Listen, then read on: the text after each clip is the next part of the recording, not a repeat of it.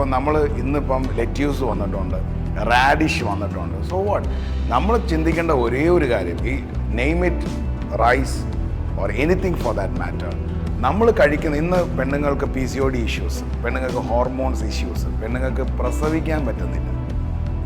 ആ പണ്ട് കാലത്ത് 8ഉം 10ഉം 12ഉം പ്രസവിച്ച ലേഡീസിന് ഇന്ന് പ്രസവിക്കാൻ പറ്റുന്നില്ല. ഇനി പ്രഗ്നന്റ് ലേഡീസിനെ കാണുന്നത് സർപ്രൈസ് ആയിട്ടിരിക്കുന്ന ഒരു കാലഘട്ടത്തിലേക്കാണ് നമ്മൾ നീങ്ങുന്നത്. ഓൾമോസ്റ്റ് അതായി. ഇന്ന് കല്യാണം കഴിക്കുന്നവർക്കെല്ലാം ആദ്യത്തെ ടെൻഷൻ ഒരു കുട്ടി ഉണ്ടാവുമോ എന്നുള്ളതാണ്. മനസ്സിലായി? എന്താണ് റീസൺ? നമ്മളുടെ ഫുഡ് ഹാബിറ്റിൽ നമ്മൾ മനസ്സിലാക്കേണ്ട ഒരേ ഒരു point, is your blood happy with your food. Blood happy ആവണം, നല്ല ആൻറ്റി ഓക്സിഡൻസ് ഉണ്ടാവണം, അതിലേക്ക് ബ്ലഡിലേക്ക് ജനറേറ്റ് ചെയ്യുന്ന ആ പറയുന്ന ഫ്യൂവലായിരിക്കണം. ബ്ലഡിനെ ടയേർഡാക്കിയാൽ ബ്രെയിനിലോട്ടുള്ള ബ്ലഡ് റഷും ബാക്കി അവയവങ്ങളിലേക്കുള്ള ബ്ലഡ് റഷും കുറയും.